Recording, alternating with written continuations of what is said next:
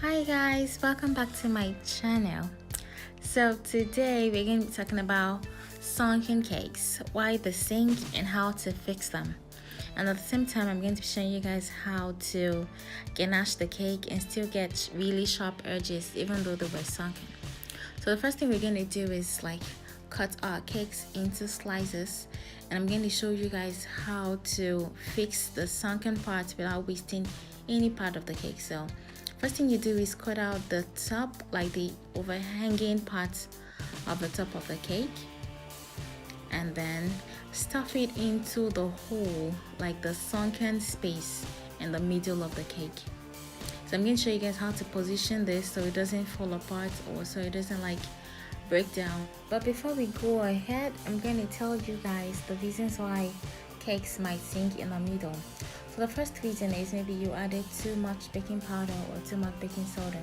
It means it rose to a particular point, and then at a point the volume of the flour and sugar and whatever it was you mixed together couldn't hold itself in place to stay there, so it sank in the middle because it was too soft in the middle.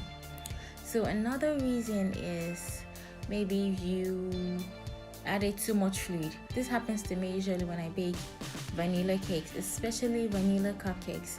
Seriously, when you make cupcakes that look like that because you added too much whatever it was you added, just throw it away because nobody wants to eat that. There is no way of fixing it, and you don't want to give anybody's child that kind of cake to eat. So in the case of cupcakes, just dump them and make new ones. So the third reason is maybe you opened the oven too early.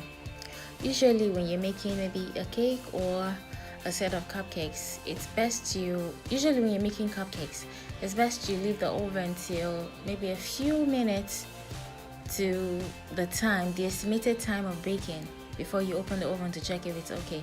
The same thing with cakes. You shouldn't just open your oven at any time, because every time you open the oven, you're letting out heat from the oven, and the point is to preserve the heat because it's the heat that bakes the cake. So if you let out heat, it means when you close back the oven has to reheat. I don't know if that makes sense. So now that we've sliced and stuffed our cakes, I'm going to show you guys how to position the cakes so they don't fall in the middle, or so it's not slanty or dented. So be mindful that I put the flat side downwards, so the sunken part was facing upward, and I filled it with buttercream. And the next thing I did was to add the next layer, and I filled that with buttercream as well. The next layer I'm going to add right now is also the sunken part, which means the under is sunken, and I turned it upside down. Do you understand? That way the buttercream you put on the layer beneath it would fill that spot and not let your cake sink. Does that make sense? But anyways, every time you stack a cake or you put a cake together, make sure the flat surface is facing up and you fill the spaces as much as possible. So right now, look at that sunken part. We're going to fill it with buttercream. Even though we already filled it with the cake scraps that we cut from the top, we're going to fill this top with buttercream and then put the next layer on it inverted. I'm sure that makes sense, yeah? Okay, so like that. So look at that sunken layer as well. I'm going to put it on top inverted. I'm going to turn it upside down. That way the buttercream in this layer is going to fill that space. Yes, that's what we're doing. So right now I'm going to show you guys how to ganache the cake. Usually I like to ganache my cakes in 5 parts. This is the first part. The first part is I pour some ganache on top of it, and then I smoothen it around, and then I'm going to pour another layer that is going to get to the bottom of the cake. The point of ganaching the cake is to have a coating firm enough for you to put the fondant on, and it will stick and still look very neat. Do you understand? And give you the crisp, sharp edges everyone likes. So right now we're going to cover the whole cake, and we're going to cover it in layers because we want the ganache to not be too thick, but to be thick enough for your fondant to be able to stick to, and for it to be able to hold its spots. I don't know if that makes sense. So now I'm going to add the third layer. This is the third layer, and I'm going to smoothen it around. And be mindful, for every time you leave your ganache out, it starts to firm up. So you should warm it up at intervals in the microwave for like maybe 5 to seconds, 10 seconds, so it to be easy to work with. That way it's more liquidy and to be easier for you to work with. So now this is the first layer.